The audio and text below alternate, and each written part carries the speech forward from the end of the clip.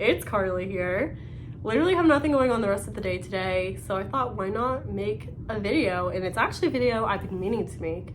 Basically, I want to give the rundown on my Birthright trip for anyone who's interested and anyone who's wants to go on Birthright, I guess, and wants to know about eligibility, other stuff as well, and my honest thoughts on Birthright. This video is for you if you're interested, or even if you're not eligible and want to learn more about my trip and other things, then stay tuned.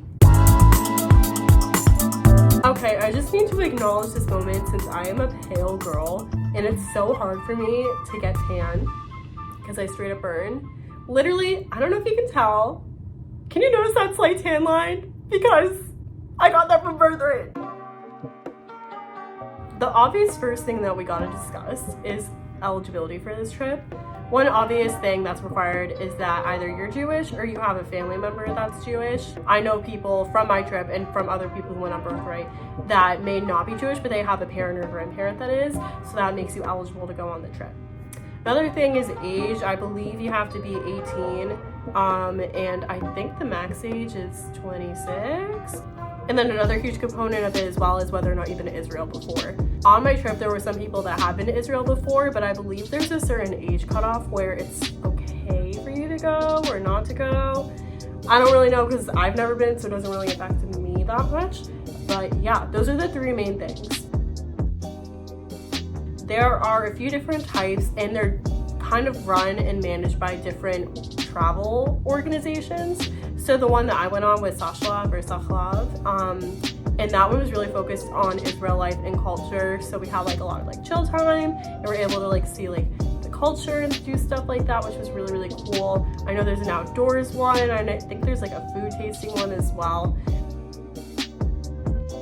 In terms of the application process, it was really easy to do. I would make sure that you stay on the lookout for when trips come out, because when I was applying for the summer of this year, it was in very high demand. Trips went really, really quick. So I would just make sure you stay on top of when upcoming dates open so you can make sure to secure your spot. The process was very easy, just like personal information. They asked you some questions about like Judaism, like whether or not like you're Jewish or if you know someone, or like other random things relevant to that. And then I believe after I submitted my application, you eventually have to do a phone interview, and it was really quick and really easy. Don't freak out about it. Just again, kind of reiterating those questions that they make you ask, like, are you Jewish, are you eligible, and like other things relevant to that. From there, I believe they send you a contract for you to sign, and you also have to do put in a deposit, but I believe you can get that deposit back for the deposit that I'm thinking of, just to make sure you have a secure spot when you're accepted into Birthright. That's basically the application process. Super duper easy. I went personally with my sister and then two of our friends that we grew up with from camp. So we made sure in the application process that we were able to put names of people that we want to be on the trip with, that we're friends with, just to make sure that they put you all on the same trip. So that was really great as well if you're planning on traveling with anyone, like a sibling, significant other, friend, etc., etc. Basically, this whole trip is free. Free to an extent. The flights are covered, the hotel and accommodations are covered, activities are covered. Oh yeah, and then transportation is free as well. For transportation, basically the whole time you get throughout the country on a bus, a huge coach bus, very, very nice. Most food is covered. You're given 2 meals a day. There was many instances where we had 3 meals a day, so you would just have to pay for 1 meal. Souvenirs is another thing that you obviously pay for yourself. I want to give you guys a rundown on packing, because as a fashion girly, I severely overpacked for this trip. It was so bad. So for most trips, I would say double check your airline, but I think most airlines that you fly through to and from Israel provide you a free checked bag. And I decided to bring a checked bag that was literally the biggest size possible, and a carry-on bag, which was definitely unnecessary. There are times where your hotel rooms or accommodations may be very crammed and small spaced. So that was a bit of a doozy to work with. You're not really like lugging your luggages around a lot, mainly when you're just going to and from accommodations from the bus. So really nothing crazy. But I highly recommend that you bring just one big check bag instead of a carry-on. If you're able to bring a carry-on, I give you props because I could never do that. Okay, next thing as well I want to talk about is my group size as well as a bit about staffing information. So my group was about 40 people, and we have Israelis join us on the trip, and this is a common thing when you go on Birthright. You have Israelis. Usually they're from the army or about to be done with the army. They join for a good chunk of your trip. So there was 7 on our trip, which honestly was a lot. I thought we'd have less than that, like 3 or 4, but it was great because we got to like socialize and get to know a lot of them. So total, there was about 47 of us for a good chunk of the trip. And then we also had 2 staffers that were closer in age to us. And then we also had a tour guide. And as I'm sure you saw from my vlog, our tour guide, Sasha, was iconic. Love him. Best tour guide ever. I'd go back to Israel just for him. But yeah, and then also we had a medic.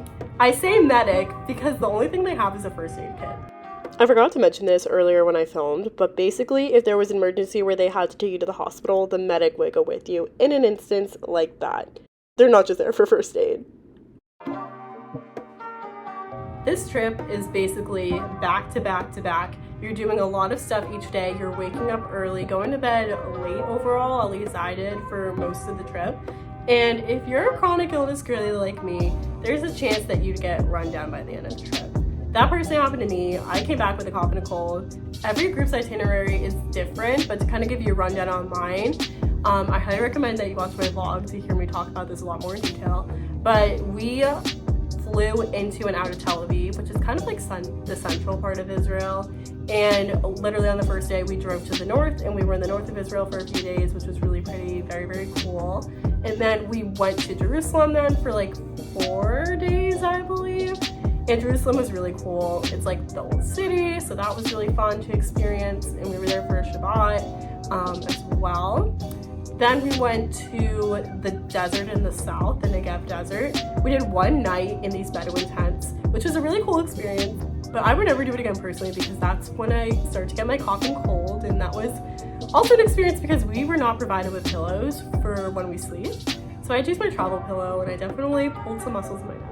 We then did another night in the south as well. Our second night was by the Dead Sea.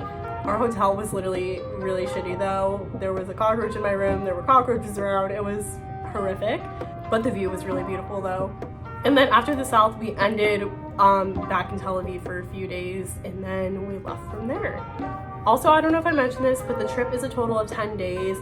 I could be wrong about this, but I feel like they're slightly shorter and slightly longer trips depending on your availability, unless if I'm mixing that up with another travel website that I really want to travel with eventually called EFL to Break, but that's not the point of this video. But yeah, some of the common things that we did that I feel like are common from group to group is going to the Western Wall in Jerusalem, a night in the desert. You have nights out as well, which is super duper fun.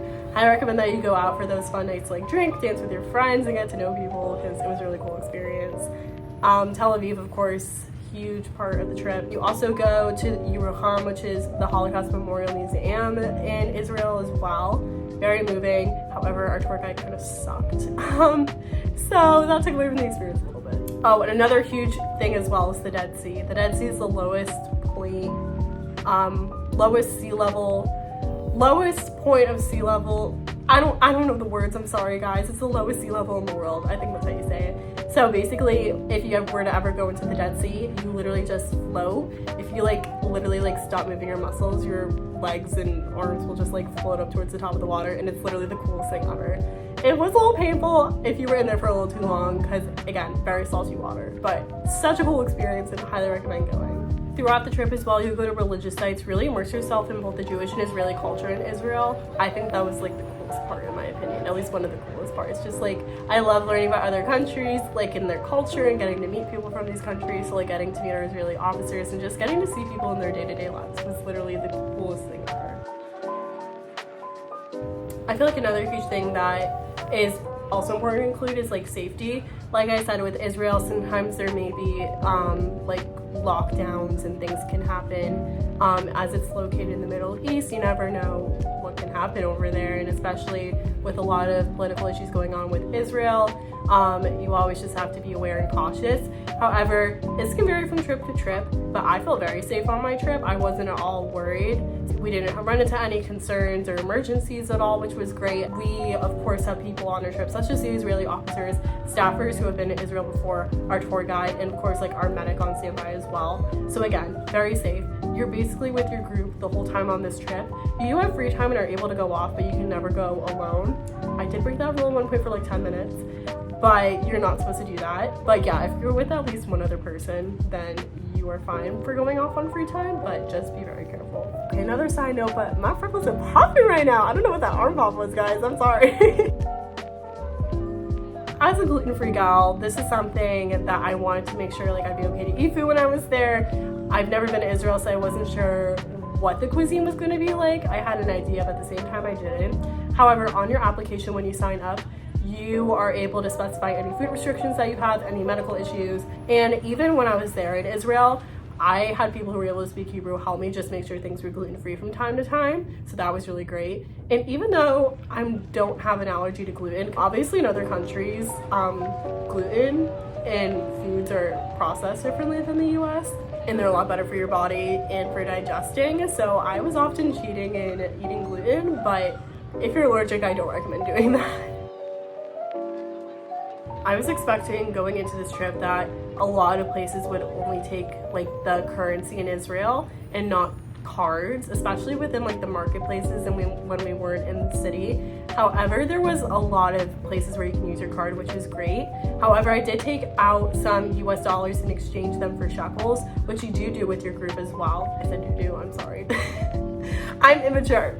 Yeah, if you want to take out shekels, I do recommend it, but if you come back to the States with not a lot like I did, like I have probably like maybe $3 US in shekels here, exchanging back is a bit of a pain. So make sure you spend all of your shekels depending on how much you take out. For my trip, I believe I took out $250. I think $300 is recommended. I feel like you could honestly probably do like $200 even. Again, it all really depends on your personal preference and comfortability. As someone who's only been on one other international trip besides Canada, I'm not going to count Canada, in Europe, I did not pay for any international phone services, and I regretted that so hard. Like whenever I was out on the streets and things like that, I literally could not do anything on my phone. I could only be on a Wi-Fi connection in order to access things, and that heavily sucked. And going to this trip, I wanted to make sure I had that, especially in Israel, like when we're going to be in the desert and things like that as well. And they have a phone service provider that you can get before the trip. However, you're able to do that also when you get to the airport. A physical SIM card and eSIM card. I personally got an eSIM card through the trip in advance, but I think if you get it there, you may be able to get it for slightly cheaper because I had technically paid for a month. So I just felt safer and more comfortable having that. So if you are in that situation similar to me, then I recommend getting an eSIM or a physical SIM card, or if your phone provider has an international plan as well. I would say if you're eligible to go on this trip, it is 100% worth it. It was incredible, unreal. I've never been to Israel, Middle East area. I know Israel's kind of near along the Mediterranean as well. Like I've never been in a country like that either. So it was such a cool experience and I highly recommend it. It is a lot. You are going overall pretty nonstop with different activities and stuff. And even though you are given free time and as you're driving to and from places, you may find yourself like taking it easy. On the bus, I took a lot of naps as well. And honestly, I highly recommend that you do that if you do go on this trip because you get really tired and run down very quickly, especially when you first arrive after your 10-hour red-eye flight that you barely slept on. In terms of the people, overall the people were really great. Everyone was super duper friendly. I feel like at times it definitely did get a little cliquey. However, people did come with people that they knew, so I feel like you did stick with those people, but you obviously like were able to like talk with other people and like people were very welcoming and inclusive as well. So I feel like something to definitely keep in mind. I personally really liked going with people that I knew. As someone who semi-struggles with social anxiety at times and being in social situations, I really appreciated having like my sister and my 2 friends there, which was really great. But if you're able to like come alone, if you're like very extroverted and not afraid to like go up to people and talk to people, then I feel like you'll be totally fine. There were also a lot of things, not a lot of things, there were a few things that shocked me mainly, and I don't know if this is going to be a spoiler for the trip because I didn't know these things, and if you've never been to Israel and don't want to know these things, I guess kind of skip forward. But I did not know that Israel had a lot of stray cats. I feel like I've seen a lot of like vlogs of people traveling in Greece where they saw a lot of stray cats, so I did not know that was the same case in Israel. They were very cute, but it was also very sad. Also, Israel had a lot of cockroaches. Like I mentioned, Tel Aviv, so many on the streets. My hotel by the Dead Sea, there was one in our room. There were others around too. I would have to say I was so shocked because the times I've been in New York City and heard about the cockroaches there, I've yet to see a cockroach the times I visited New York City, and the fact that I saw so many in Israel like low-key shocked me. Another thing as well is obviously like kind of near the Mediterranean, a lot of like the food and cuisine like is kind of similar. Let me just say, like, I had Greek salad for breakfast most days and it was fucking incredible. The food there was immaculate, guys. Literally go for the food, if anything. I'm kidding. But the food was honestly incredible though. I had falafel for the first time in forever. I don't think I've ever had chicken shawarma before, and I had that and it was delicious, guys. I'm low-key on the lookout for a place like that near me in the Boston area. I would probably have to say that my favorite thing from this trip is probably seeing the desert and being in the desert, because I've never been on the West Coast where there's kind of more deserty land out there. So that was really cool to experience for the first time. And the south of Israel is honestly not too far from Egypt. So it just felt so unreal being there, and it was really, really cool. It was also really fun getting to like meet other people and like getting to know them. I feel like, again, something else that I really loved was also having the Israeli officers on the trip. I made some friends with some of them. They were all so nice, and it was fun getting to ask them questions about Israel and also having them ask questions about the US. All right, I think that's everything that I basically wanted to talk about, but if anyone has any other questions on the trip, feel free to make a comment below and I will get back to you as soon as possible. If you like this video, like, comment, sub, you know the drill, and I'll catch you guys next time. Bye!